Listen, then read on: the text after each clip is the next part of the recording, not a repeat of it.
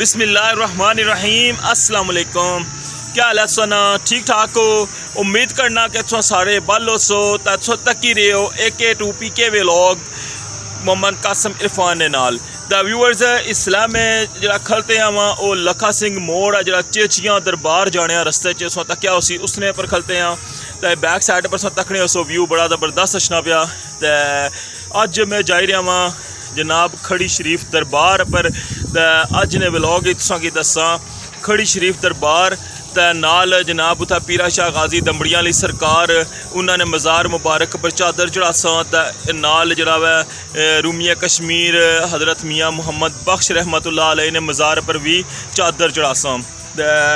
ये जरा वै तुसा सारे मिगी भी दुआवां याद रखना, मैं भी इंशाल्लाह तुसा की उत्थे जाइए दुआवां याद रखसा सारे वास्ते दुआ करसा। तो चलने स्टार्ट करने अज ना व्लॉग मिलने तुसा नाल खड़ी दरबार ने अंदर।